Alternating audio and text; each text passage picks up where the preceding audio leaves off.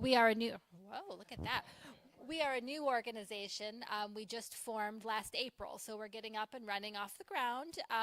So far, we incorporate Shrewsbury Township and New Freedom Borough, but anyone from anywhere is welcome to participate in our events. So thank you all for being here. Just a little plug for us since we're new. We offer all kinds of events. We have this speaker series for adults. We have this once a month. So we had a great speaker last month. Next month we have Reverend Sterling Fritz, who's a longtime resident of the area, and he's speaking again on local history and a lot of the families in the area.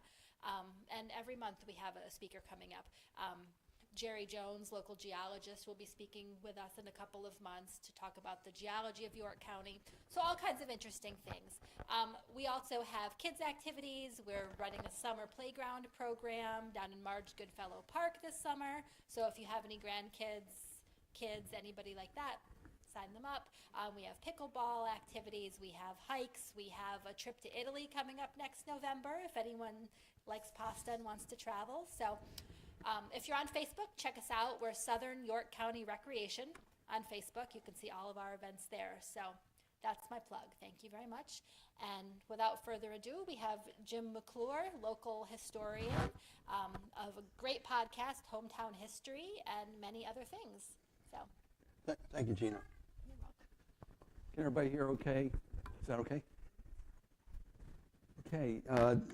It's great being here. I'm a partner with Jamie and Dami, who were here last month on Hometown History. So I'm kind of behind the camera person. So now I'm in front of the camera tonight. And thank you all for coming out here tonight. And I'm going to talk about a bunch of things tonight. And I'll show you here. I'll try to show you here.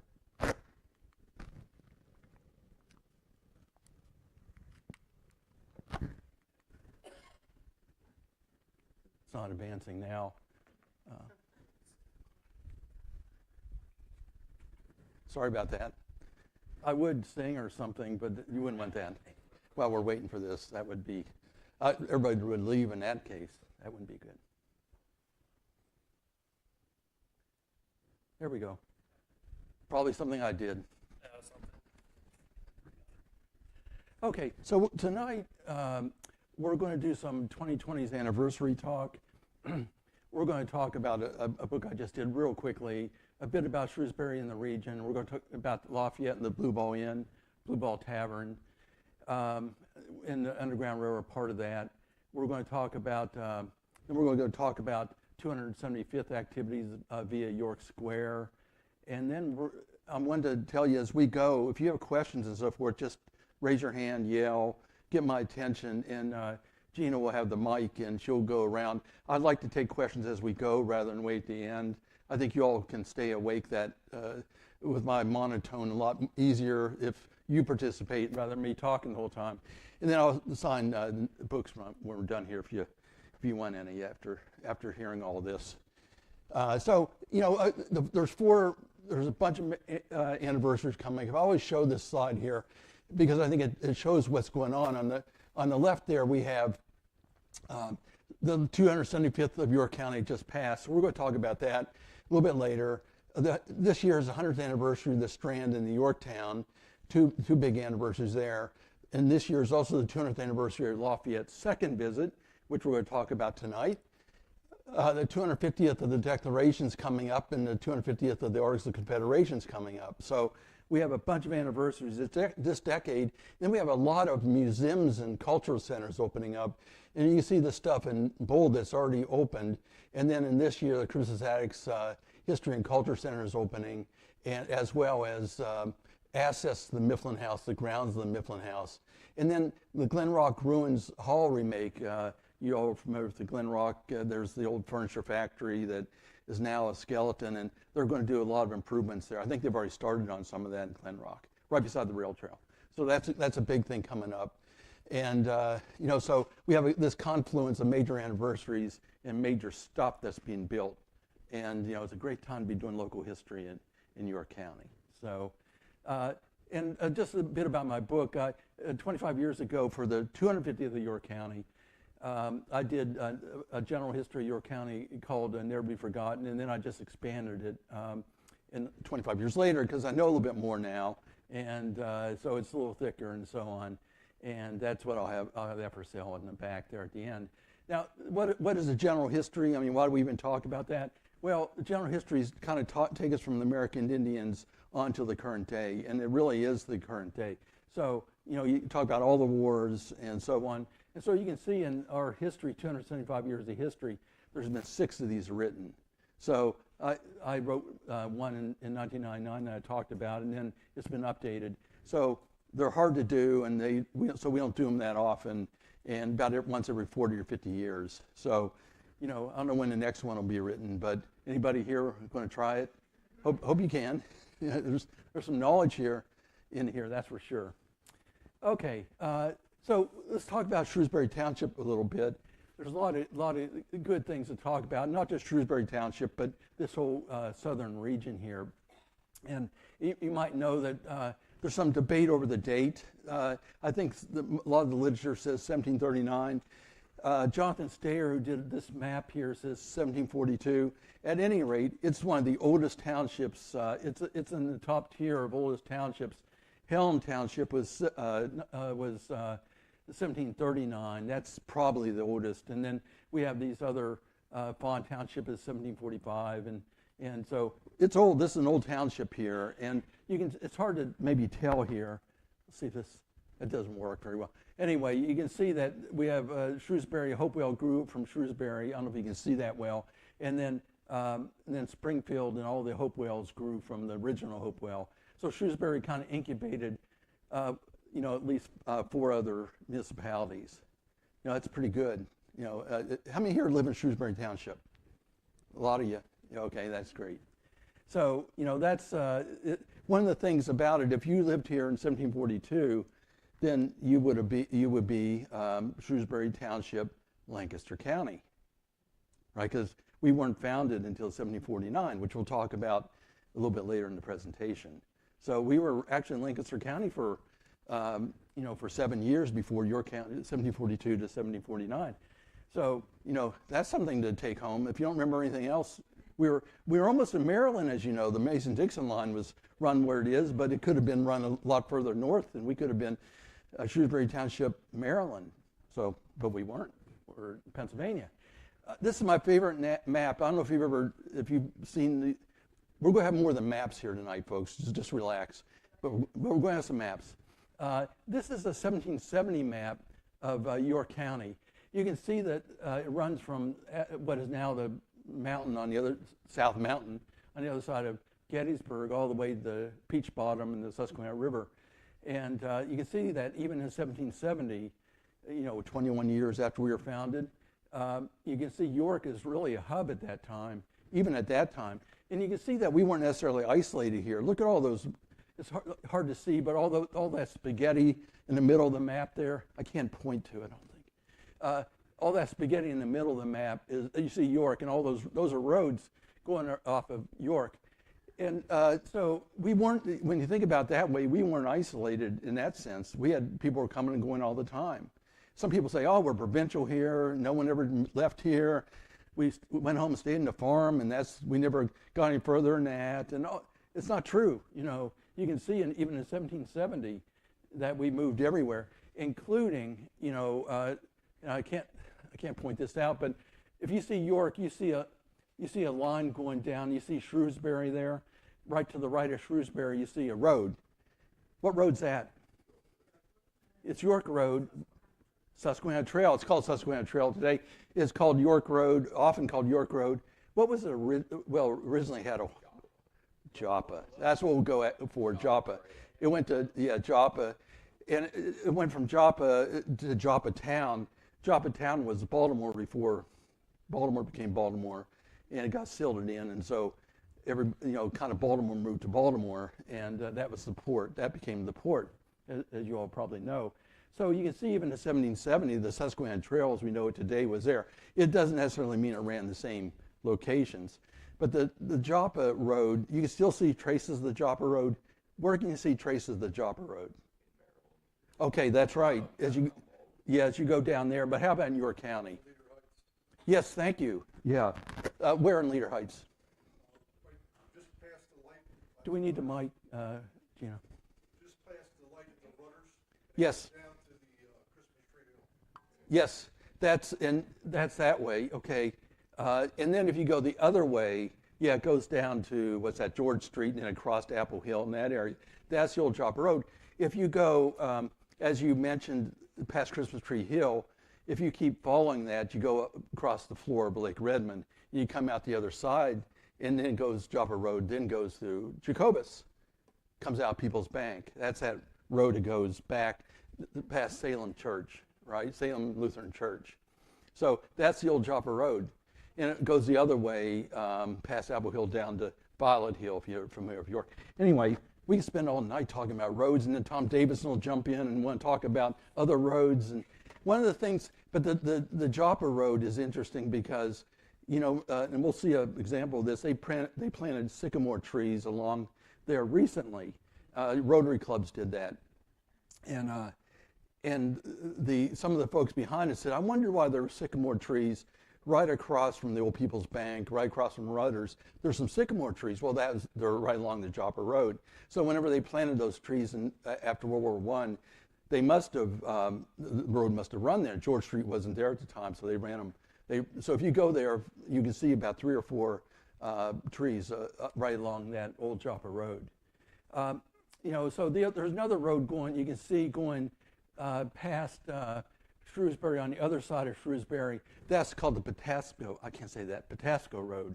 And that went to Baltimore as well. So those are the 2 major north-south roads, that were in the region. Another thing I'll point out is that bottom border, which is the Mason-Dixon line, which you all know so well, was 65 miles. And if you've ever heard this before, you know what the next question I'm going to ask you. So we had 65 miles before 1800. It was 40 miles after 1800, after Adams County decided they wanted to go their own way. Now Adams County is 25 miles of the Mason-Dixon line. We got 40. Okay, 65 miles of the Mason-Dixon line. How many does Lancaster have? What's Lancaster's imprint on the Mason-Dixon line? 20? 40? It's actually about, see Peach Bottom? Go across the river. It's about that wide, 6 miles. So we could spend a whole thing on this, but if you want to know why York County is different than Lancaster County, that's one of the key reasons. They didn't have as much exposure to the south as we did. We had 65 miles of exposure. They had 6 miles. They are oriented towards Philadelphia. We are oriented towards Baltimore, and still the case today, right? Anybody here going to Philadelphia? Any Eagles fans here? Oh, this year you are, yeah. But usually you're Ravens fans, I bet. Most of us. Tom Davison's a Steelers fan. Okay. So anyway, we don't have time to go into that unless you want to talk about it. But it does. We have a tremendous exposure to the South, and that in many ways that's good and that's bad. You can talk about that for a long time. If you like the seafood, then that southern exposure is great.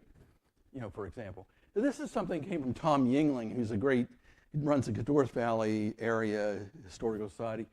And this surprised me. I know you can't see it. Don't worry about it, reading every word here. But it seems that, one of the things about Shrewsbury Township, and Shrewsbury in particular, is it was defined by the Susquehanna Trail or Joppa Road, ran right through it, as we know today. But it was also defined by the railroads. So if you're in Shrewsbury, how many railroad stations did you have? How many, if you had to go and ship something on a railroad, what were your options? Yes. Yes, Stewartstown Railroad, right. Is that the only one? Well, no. New Freedom, it's hard to get from Shrewsbury to New Freedom. There's an easier way if you had to ship something than New Freedom. What about on Main Street in Shrewsbury, where Alexander's... That's Hungerford, yeah. That's on the Stewart. Well, Railroad Borough was often called Shrewsbury Station. So if you think about it, why Shrewsbury developed and Shrewsbury Township developed, we developed here in part because we had two stops on the railroad, Stewartstown Railroad and the Northern Central Railroad. And that, and then we had this major turnpike. The only thing we didn't have was we didn't have a trolley car down here, and like Red Line did. Red Line had all that stuff, railroads, trolley cars, in closer proximity to York. Glen Rock was closer to York. They didn't have a trolley. They were a major railroad stop. So, the railroad, and one of the things that Tom points out, when you think about the railroads, you think about, the excursion lines like the Monpaw, the Stewartstown Railroad, the Northern Central Railroad. Northern Central Railroad is number one there. But most of the railroad action in York County was in the western part of the county. And we're kind of in that area here. We're kind of south, but we lean towards the western. As you can see there, you can see number one is closer to those are the Western Maryland railroads and Bachman Valley railroads there. So, we often think, well, the railroads lent themselves to a lot of development in southwestern York County that we don't really think about because we have all these excursion services over here. So we think we were rich in railroading, and we were, but look in the western part of the county. But anyway, the major point is that Shrewsbury was really blessed by having access to the railroad. That was a major part of our development here. Okay, we're going to switch gears here. We could talk. Any questions about Shrewsbury at this moment? Because we're going to leave Shrewsbury Township, Shrewsbury, New Freedom for a second. We're going to go on a little detour to York, then we're going to come back to Shrewsbury Township. Yeah. If you can, just hesitate for a second so Gina can get to you. It's not on. Was it named Shrewsbury, named after the Shrewsbury in England, and why? I know there's one in Massachusetts. It's a complicated history, and I can't say it word for word. I did read the Shrewsbury history before I came here, so I can get us part of the way there. Originally, this area was settled by English and Scots-Irish, and then the Germans came in. But there was enough, still we were an English Commonwealth, and so we were originally Strasbourg, and then we pivoted to Shrewsbury, which is more English, and then we went back to Germans. And I'm not sure why we went back and forth, but it wasn't far from here. Fawn Grove in that area, that was Scots-Irish. If you lived there, you had to have red hair because like the rest of us Scots-Irish, you were banned if you didn't have red hair. I hear so it was only red hair people there. So, but we weren't that far from there. So there's a lot of Presbyterians over in that area, Scots-Irish Presbyterians. But in this area, how do we know that the Germans were the major group here in Shrewsbury Township? In Shrewsbury. Yes, thank you. Yeah, you look at the churches. And here in Hametown, we have, the Lutheran church. And down in Shrewsbury, we got Lutheran. What was the other one? There's two other ones, actually. German Reformed, or UCC. The St. Paul's, we'll talk about that a little bit later. And then there's a Methodist church. In York County, Methodist churches were German, for the most part.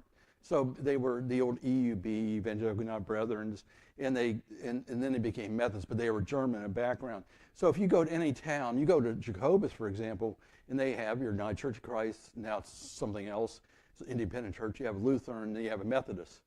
And that's the way our towns are set up. If you know the origins of the churches there, then you know who settled the area.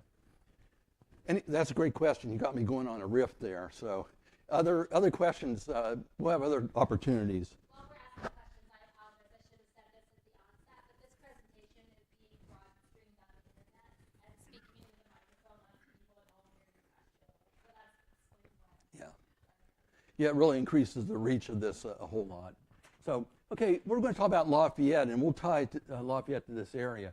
Lafayette did visit here in 1778. He visited York and came across the river and visited York, was commissioned there. And he was part of what was called the Conway Cabal, which he basically supported George Washington at a time that George Washington was really losing. He was really in trouble as he wasn't winning battles, and other generals were. So there's a movement against him called Conway Cabal. And Lafayette, who represented France, a 20-year-old represented France, went and toasted George Washington, and that as the story goes, that was the end of the opposition to George Washington. It wasn't quite that simple, but because the support was already gaining and his opposition was losing. But anyway, the story is that Lafayette, because of that toast and other things, Lafayette was really a hero in this area. In fact, a hero across the United States, because when he came back in 1824 and 1825, you can see that map there, another map, and there's a little dog leg right here. A little dog leg. If you can see Brandywine, Lancaster. Oh, thank you. Right there. Oh, that's great. If you see that, that's when he went through, reportedly, no question, he went through Shrewsbury. He went through this area. The story is he stayed at the Blue Ball Inn, or ate at the Blue Ball Inn, which we'll talk about in a second. So that was a little dog leg. He was coming here to and from Baltimore, so where else would he gone? He was going to York and Harrisburg. He came on what we call the York Road, or the Susquehanna Trail, we call it that today. And this is a newspaper clipping from, I think, the 1950s, where it says that it passed on that tradition that he ate at the Blue Ball Inn. And there's a sign for the Blue Ball Inn. I'll locate the Blue Ball Inn in just a second. But anyway, there's a sign that hung in the History Center for many years. It's no longer hanging. They own it, but it's no longer hanging there, called the Blue Ball Inn sign there. So there's the connection there. This shows the itinerary. So this is the Blue Ball Inn here. It's sometimes called the Old Leader Farm. It's south of Shrewsbury. And you can probably know that this beautiful pond here is just, it's right across the street from there. And our own Becky Anstein in the back there, who's shrinking down, wishing I wouldn't call on her, actually has relatives and you spend quite a bit of time there over the years. And you're related to the family, one of the families that lived there. So this is the Blue Ball Inn here, and we'll talk about this for a little while. Everybody know where that is? We located it okay? One of the things about the Blue Ball Inn, that property's only been owned by 5 or 6 folks. The Hendricks family for many, many years. The Children's Home of York for a number of years. A gentleman by the name of J. Nelson Dunnick. Understand it's still called the Dunnick Place. Some people still refer to it as that. Guy Leader Jr., who was a brother of George Leader, our governor, and Guy Leader Sr., I think, originally bought it. And he married Virginia Curry, who I believe is related to the Hendricks. Right, Becky? So you can see that it only left, as Becky pointed out in a journal article on this, it only left up to about 1980, it only left the Hendricks family for about 20 to 30 years. Otherwise, that's why that property is so intact, because it's had so few owners. And the owner that George Phillips owns it today told me point blank, he's never going to sell it. It's in preservation easements and all that. Never going to sell it, and he does, and he wants to keep it as it is. And I think in many ways that's a heroic thing, because that piece, we'll see in a second, that land there was pitched as a prime development land, and he's kept it, and he's going to keep it. He owns 1,400 acres across the southern tier of York County, and it's all in preservation, or will be.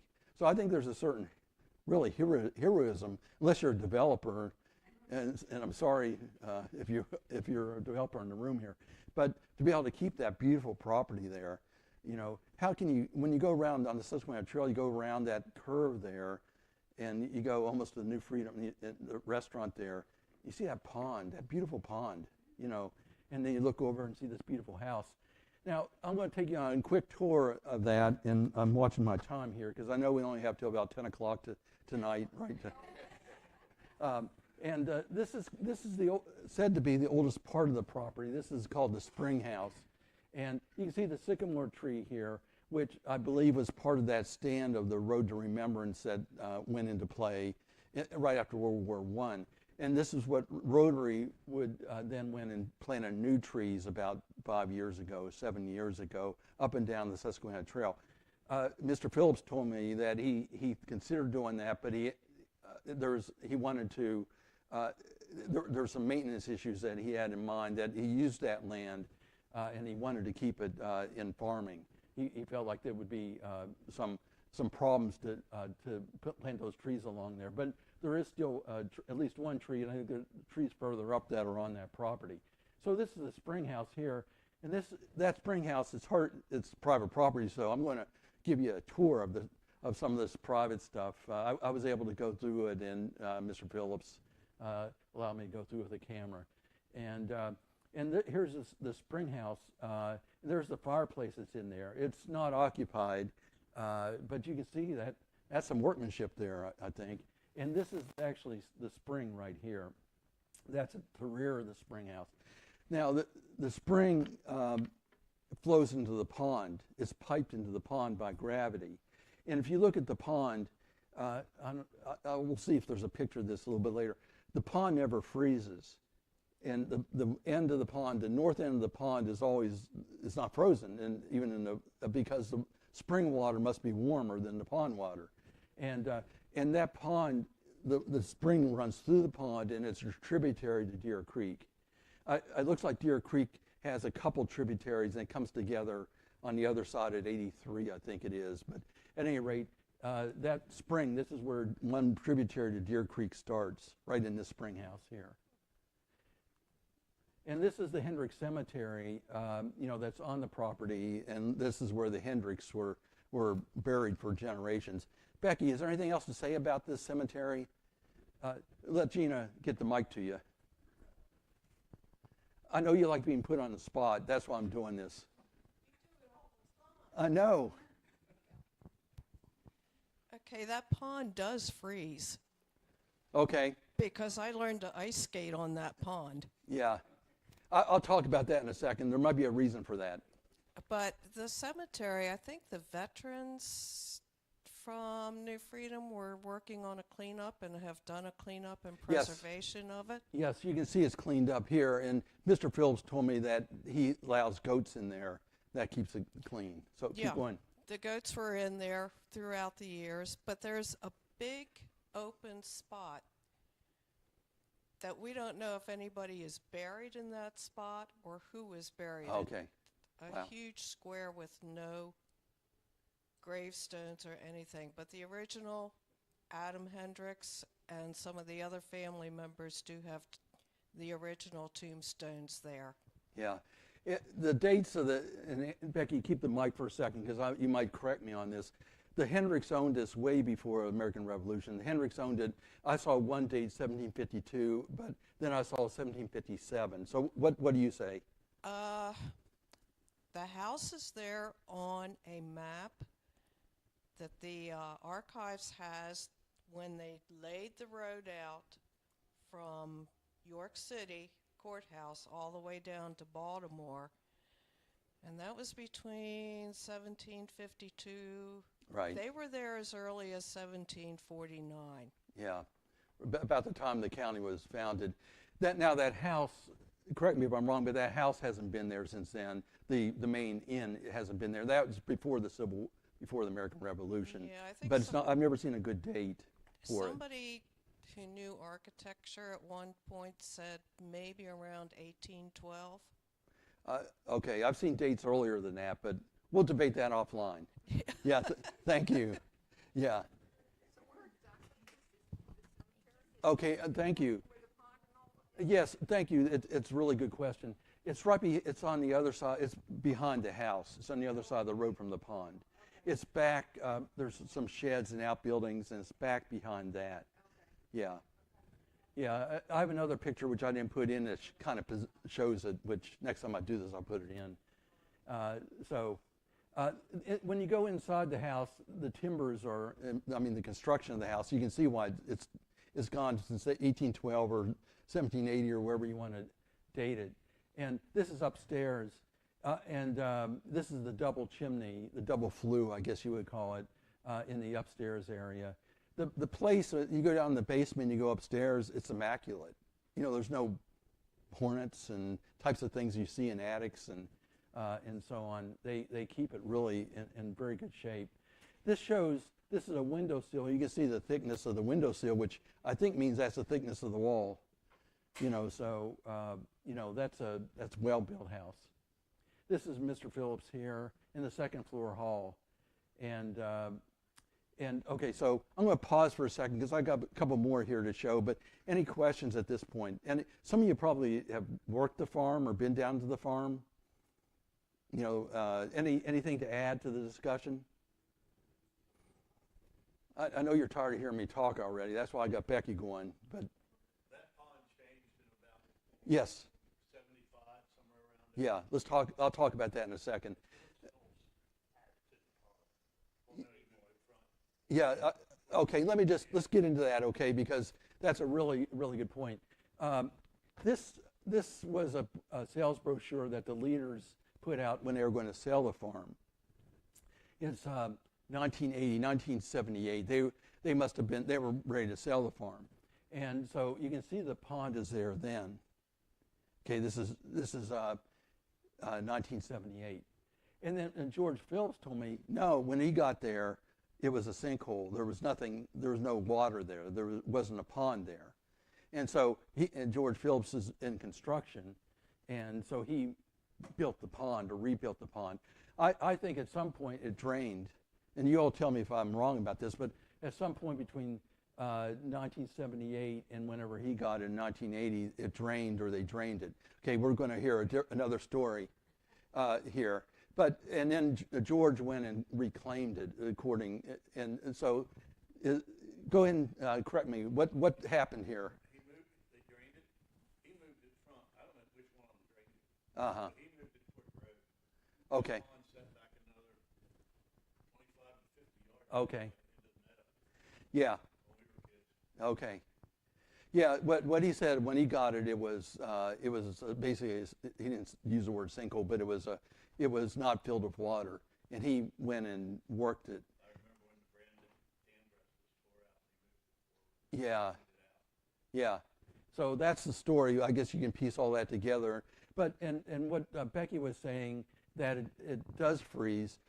What George was saying is it freezes, but not at the north end.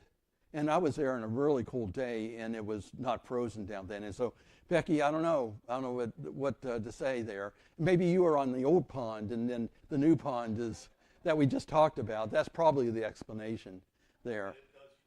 I'm sorry to get in the weeds on this, but I think is this interesting? It's interesting to me, because that pond is so magnificent, isn't it something? And so whatever happened there, it's beautiful. And you can see even before that it was beautiful. And it's hard to see here, but it says land of rare beauty in the prime development corridor. Well, obviously they were setting it up for for development, and Mr. Phillips said, no, we're not going to do that. Okay, so I want to just keep in this vein, but we're going to start talking about the Underground Railroad. There's so much stuff that happened at this farm, at the Leader farm, but also next door at the Hendricks property. And I know that what happened at the Hendricks property didn't necessarily happen on the Lowe's campground next door. But the Lowe's campground, you can see in the red there, was the old campground that was there. It was beside the Hendricks property. And, right, you can see that stream there, that's Deer Creek, or the tributary right above the red there. Yeah, right up above there. Yeah, you can see that there probably wasn't a pond there, closer to the road there. And, so the properties are next to each other, the Lowe's property and then the Hendricks property, and the two did business together. I don't know if they were friends, but they at least did business together. And, that Lowe's campground, whatever became of that? I know there's development there now. What happened to the campground? Where is it today? Summit Grove in New Freedom. Right after the Civil War, they moved the campground. It's a Methodist campground. They moved it from the red circle there to New Freedom, where it is today off the rail trail. And I don't know if you all knew this. I can say this because I've talked to the people there.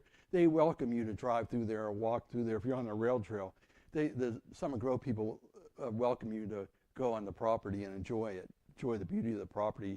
So I'll just mention that. So the Lowe's property, and you can see the blue box there, that points to a tenant house.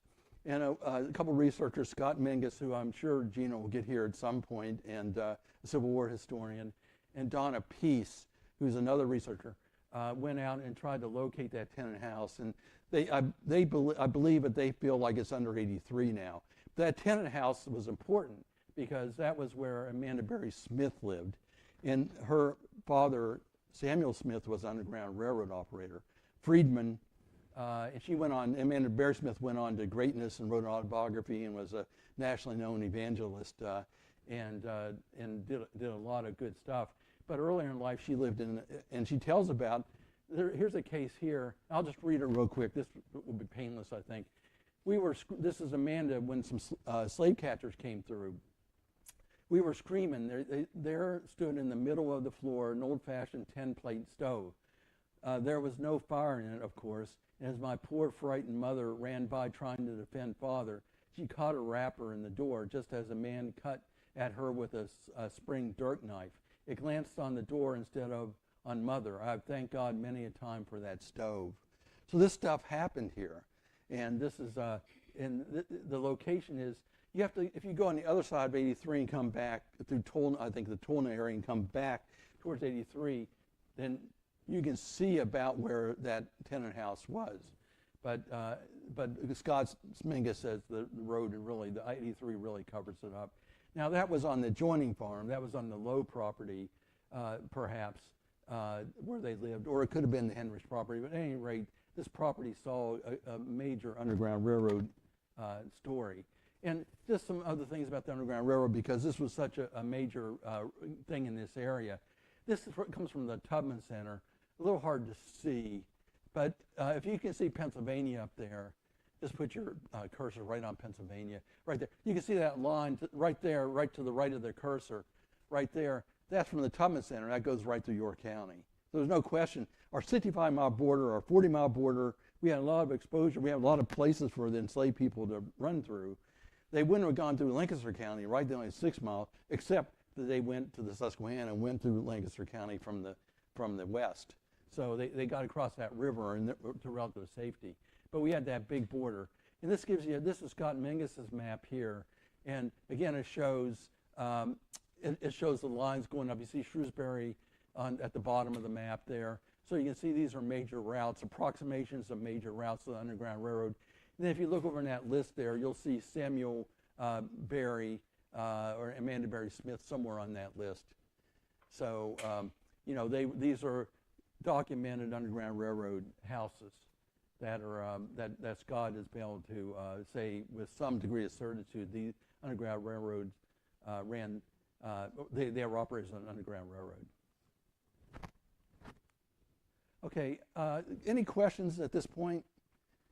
Because we're going to talk a little bit more about the Underground Railroad, and then we're going to pivot again. Okay. Okay. This is just some stuff that I think is just really interesting. You know, again, it's maybe a little hard to see, but I'll tell you, this is a map, and this showed enslaved people where they lived in 1860, right before the Civil War, and Carroll County, the percent of their population was 3.4. Baltimore County was 6.4. Harford County was 9.1. That's the percentage of the population were enslaved. And then over in Cecil County and so on. So you want to put your cursor on Baltimore County? So that was the percentage of enslaved people. So right across the line, they weren't enslaved. We didn't have our last enslaved person, according to that chart on the right there, was in 1840. In Pennsylvania, there was a gradual emancipation of enslaved people. And you can see in 1790, we had 499 slaves. We led the state in a number of enslaved people in 1790, the first census. Kind of a sobering thing. We led Philadelphia in the number of enslaved people. And you can see all other free people. We were number 2 in the state in number of freed people. So some of that was our approximation to the enslaved people in Maryland. You can see there's kind of a correlation there. But one thing that I think this always interests people, it interests me, is that little chart at the bottom right there. You can see, and this is 1783, who tended to hold slaves. And yes, the people with the red hair, tended to, our Scots-Irish tended to not to have prohibitions against enslaving people. The Germans also enslaved people, but not to the same numbers. Shrewsbury Township was German, as we talked about in those days. So there have been relatively fewer, as a percentage, relatively fewer enslaved people in Shrewsbury Township than in Fawn Township, which is, again, that's where all the redheaded people were. And so, that is just a fact there. You can see these stats here. I think it was something like 59% of the enslaved people were held by Scots-Irish. A lot of those enslaved people were out in 1783, were out in Adams County. Adams County, they did a lot of, some people think that they were doing timbering out there. There was iron furnaces and so forth out there. And so, they used a lot of enslaved people out in that area of Adams County. So that would have been counted in this number here. But no question we had enslaved people, particularly over in Fawn Grove in the southeastern New York County. So if you're German, you feel a little bit better. If you're Quaker, you should feel pretty good, about your what happened. Okay, any questions on that? That's not our best story in New York County. I hate to say it, that we would be number one in the state in enslaved people. Big county, close to Maryland, didn't have the Quaker influence here. Lancaster County had that 6-mile border from the Mason-Dixon line, but also had, I think it was 13 to 15 Quaker churches. How many did York County have?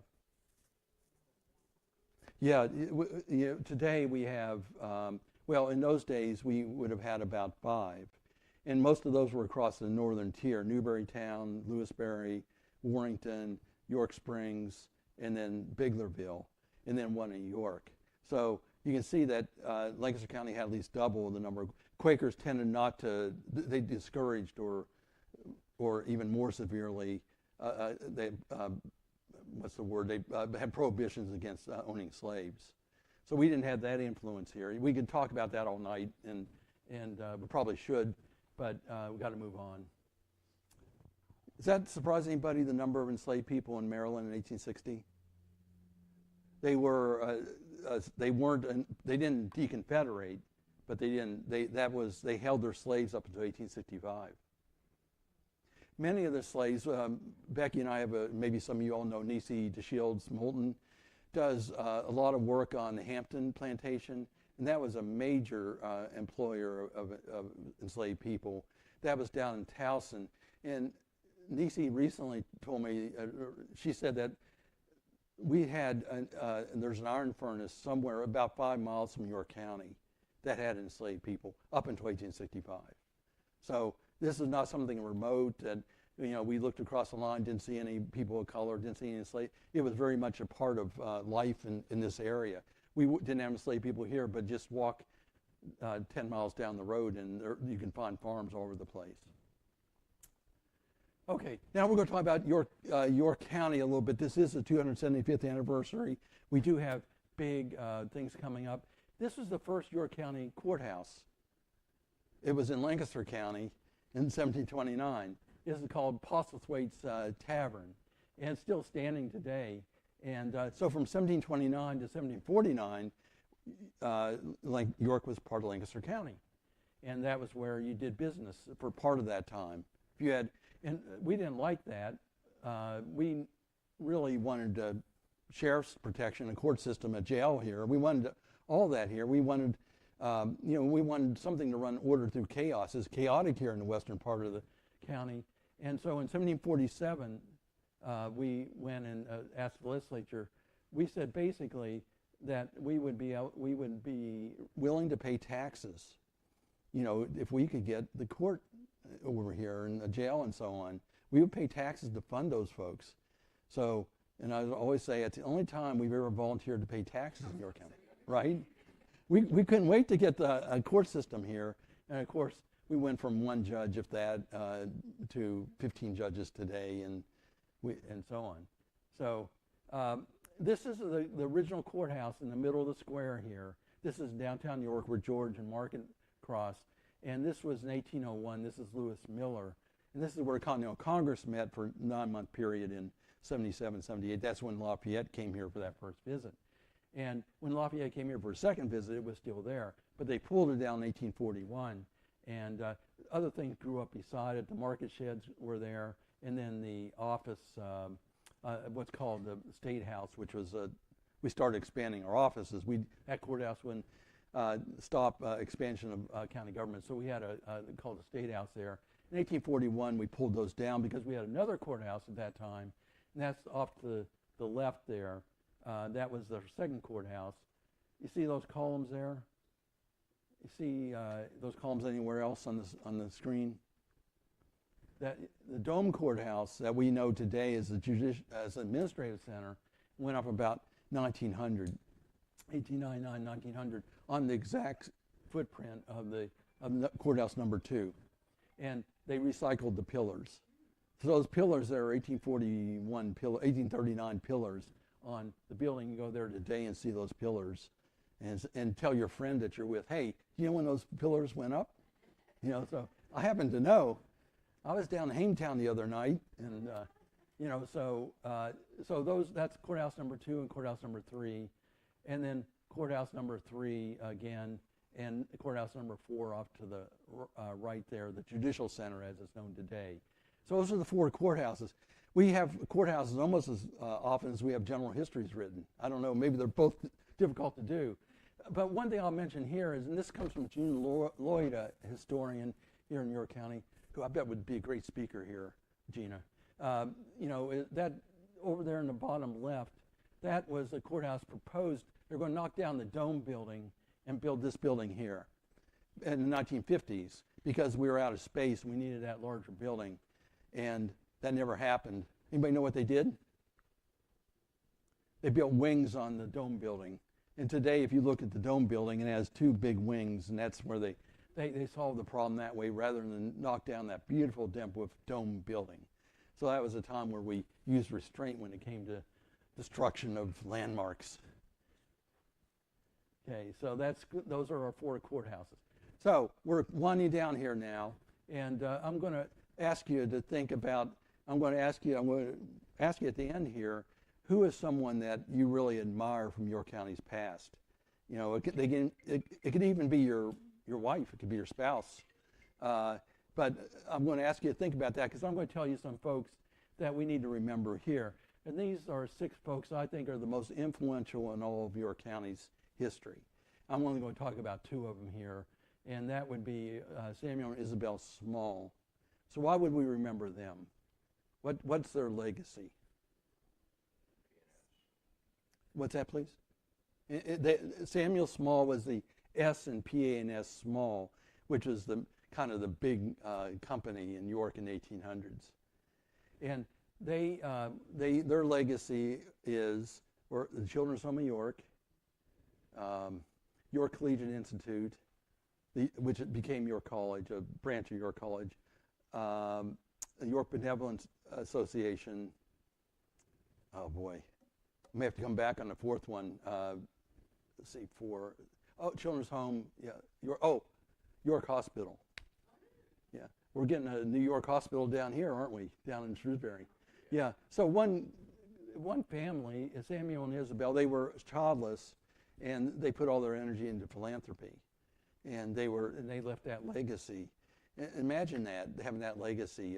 Many of you all have great legacies. That legacy, I don't know, from a social point of view, I'm not sure anybody will ever surpass that. S. Morgan Smith. How do we know S. Morgan Smith today? Alice Chalmers. Yeah, they made turbines and hydraulic types of equipment, and they had different types of instruments attached to that, and that became precision components. So what happened is Alice Chalmers separated from S. Morgan Smith, or Alice Chalmers bought S. Morgan Smith, and then they divided into Voith Hydro and then Precision Components. Precision Components was in the news this summer. Why? Who visited it? What presidential candidate visited Precision Components? Donald Trump. Yeah, he was, that put Precision, but Precision Components is a quiet company, but it goes all the way back to S. Morgan Smith. It's a quiet company in the avenues of York. And then the American Hydro, which is an offshoot, that's part of his legacy.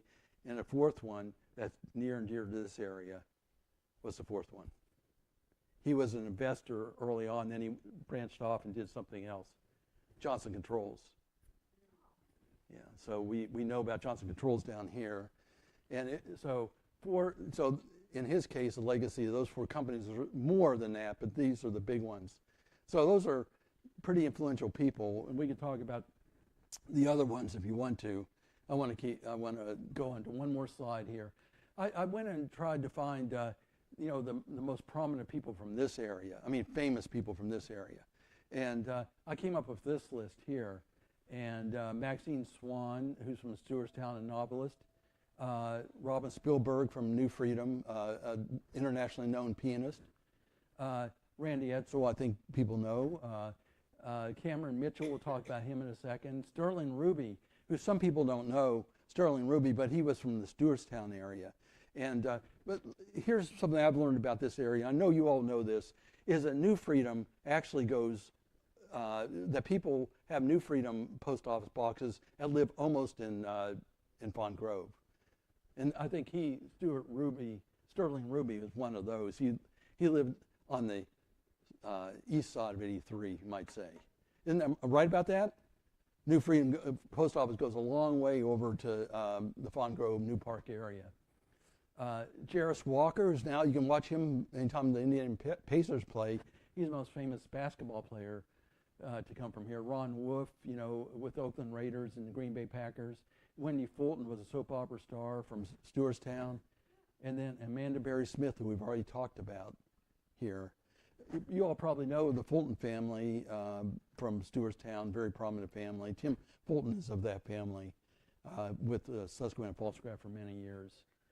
But I want to talk about Cameron Mitchell, and a lot of people don't realize that he is from this area. Who's Cameron Mitchell, by the way? Yeah, Uncle Buck, right?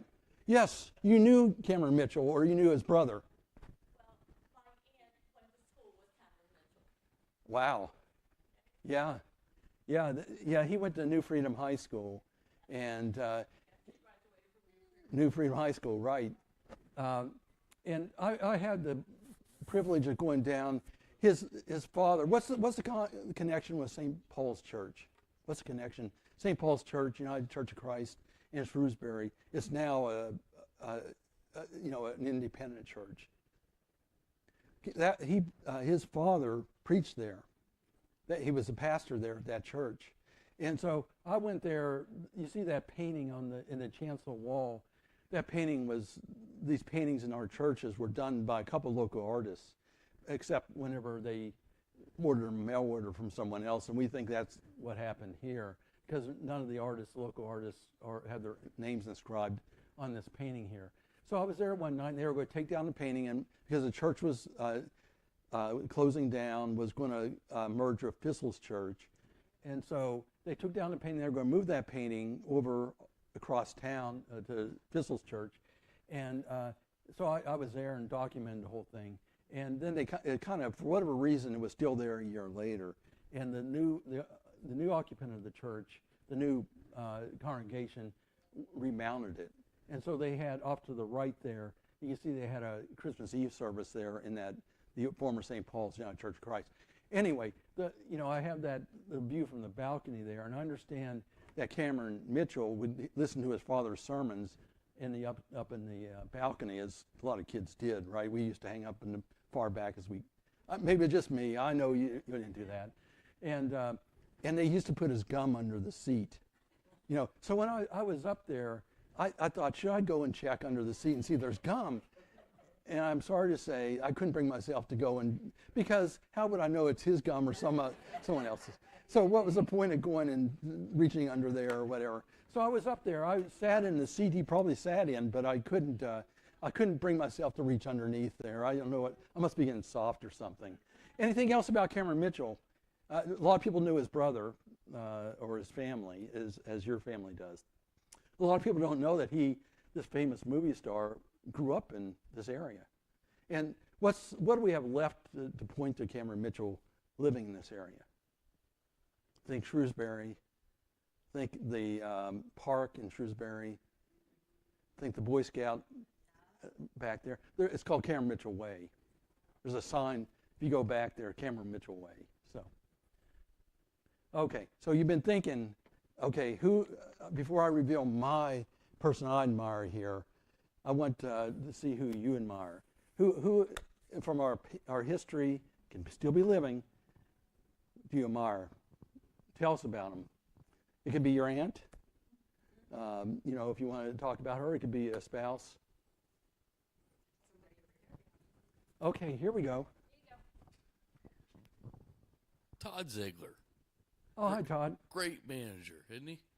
Yes, absolutely. Are you Todd Ziegler? No. He's the boss. Yeah. For here. Yeah. Great guy. Yeah, that's and great. he knows a lot of history too. Yeah. From Seven Valleys. Me and him grew up in Seven Valleys. He's a little older than me, but Yeah. Yeah. What is it about him that really marks him as a great guy, as a great manager? he cares about Yeah. the area, and he doesn't want to see it built up in houses. He ordered big warehouses. He Right. wants to see the farmlands. Right. So he would agree, with what George Phillips did in terms of preserving that beautiful farm and so on. Yes. Yeah. So I do have a question different. Yeah. Oakwood, there's an old Yes.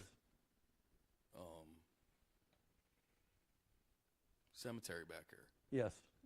Yeah, kind of back there, right. That's, I'll have Becky talk about this. She knows, this is called Rock Cemetery, and it was affiliated with the there's a meeting house back there called Rock Chapel. And I understand you have to go up to the restaurant. I haven't been back there, but you go up to the New Freedom Family Restaurant, and the road's right across, and you go back there. It's on private property. And that is, it's thought that there were enslaved people buried there. It was, but it was probably members of that Rock Chapel. Rock Chapel was later moved along the road near the New Freedom Family Restaurant. Now it's been demolished.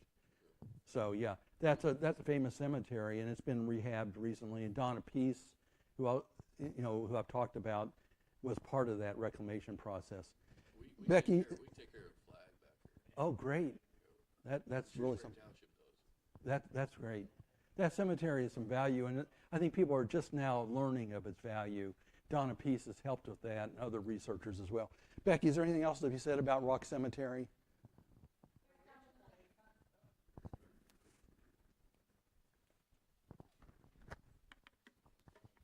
Originally, the Lowe's were Quakers, and the family connected and became Methodist. Right. But there was one thing, too, about Samuel Berry. He worked for Isaac Hendricks, Oh, right. and his children attended. Amanda and her brothers went to a school on the Hendricks farm that was taught by Isabel Hendricks, who was the wife and a former minister's daughter. Right. And Yeah. when Amanda's brothers went into the Civil War, they applied for pensions. So one is buried in Lebanon Cemetery in York, and the other one wound up in Towanda County. And when I looked at that brother's pension, you could tell by the handwriting and the words that he used to write in that pension that he had gone to school at Isabel's school and learned to read and write. Yeah. Yeah. So that cemetery, I'm glad you're paying attention to it. That's great. Yeah, it has a lot of value, and I don't know if it's overgrown. I know they cleaned it up. I'm not sure if it's still cleaned up or. Oh, that's great. That's great. Okay, great. So we have Todd Ziegler. No, Todd, I'm Todd. Oh, you are Todd. Todd Ziegler's the boss. Yeah, I knew that. Yeah. Yeah. Yeah. I'm just a maintenance guy. I knew that. Yeah. Okay. Yes, sir. Go ahead. Is that Bob Schaub or? No, Doc Shaw was his uncle. No? No, I think it was his uncle. I think it was Okay. Bobby Shaw's uncle. Yeah. and Mabel Bortner. They would be the two people in this area. Tell us a little bit about them real quickly. Well, Doc Shaw was the only local doctor in this Right. New Freedom. He was a good doctor, like Mm. Lowell back then. Yeah. They knew everyone. Right. A lot smaller community. And Mabel Bortner taught generations of first grade in Shrewsbury, Illinois. Wow. Yeah. Generations. She was there for a long time. Yeah. I think that there's another teacher who was well known was Mrs. Hardenstein from New Freedom. Had taught New Freedom High School. They named a scholarship Cameron Mitchell. There's a Cameron Mitchell connection to her. They named a scholarship after her because she was so instrumental at New Freedom High School. So there's another shout out for a teacher. Yeah. Other people we admire. We're almost done here, but you can squeeze it in. Okay, this is, I'll go and talk about, this is Donna Peace. I've talked about her a couple times here today. And she's written 3 books here. And the first one, or this one, is Providence. And she lives, maybe she still lives at Summer Grove Campground. She and her husband kind of ran the campground. He is a Methodist pastor. So they lived there. And she's written about the campground. She talks about the Lowe's and the Hendricks. And she talks about the campground moving across to New Freedom in 1865. So, and she's in ill health right now, but she's been curator of the New Freedom Heritage Museum and pastor's wife for 40 years. And this is just part of the back of the book. It says, this is a history rich in the telling, and Donna spreads it out like butter on homemade warm bread. You will enjoy consuming it. You must want to go out and buy that book, right? She'll be glad that you get it online, and it really is a good book. If you like Shrewsbury Township, it really does go into the story of Shrewsbury Township. I've known her for many years, and my mother was very ill, and the two never met, but she wrote encouraging notes to my mother, and that's the type of person she even sent like MP3 links to my mother of gospel music and so on, and they never met. And then she just recently sent me, my mother wrote her back, and she gave me a copy of the note that my mom had sent her of encouragement, because Dawn is in ill health and has been for some time. So she gave me back the letter. So that's the type of person she is. So now that I've told that story, anybody else want to share a story? She's a super person. Hope you know her or get to know her. Any other questions on anything else we talked about tonight? Well, I have a question about the Appels. Okay. I've only lived in the area about 15 years, and I know that Volkscraft was in York, and that it employed lots and lots and lots. I've met so many people who said, "Oh, I used to work at Volkscraft," and I'm just curious, when they moved that enterprise, whatever, to China, what was the feeling in York County about that? Because now I know the Appel name is like up there. Yeah. Was there ever, Made my list. absolutely, and I've been to their estate, and I know how generous they were. But was there any consternation when all of that happened? It was a normal thing that happens whenever any business moves out of town. Like Johnson Controls was threatened not to come here, to move out of town. They finally came down here to there's New Freedom, right? It's almost in, so they, but they didn't get any. I think there was more regret than anything. It's the type of thing that anytime a local company closes, they're just, people just lament about it, and rightly so. They also sold their broadcasting arm, Susquehanna Media, and that was in major cities. That was a larger enterprise than their pottery business. It's called Susquehanna Volkscraft, and it's two sides to the business, pottery and radio stations. And they sold that too, and I think it sold to Cumulus, maybe, a chain. And so there was chagrin about that. But one thing about when he died in 2016, this is something I've never seen before. involving a private individual, where it was that there's a instantaneous vigil. He had been so generous to so many people that everybody came to the square and had a vigil right in the middle of the square. You don't see that for private. We're seeing that right now for the police officer who was killed, but that's a slightly different thing. That involves a person who's killed in the line of duty, and but for someone that lived in old age and died of ill health, it just is really tremendous to see that type of outpouring. You don't just want to see. Am I wrong about that? Anybody see that type of, where the public comes out in a square? You go to funeral homes, like when Stan Brown died. The Assembly of God Church was packed down here, and but that was really so. I think he had so much capital built up through his philanthropy that when he sold the business, people said, well, he has the right to do that. And in York County, we think that way anyway.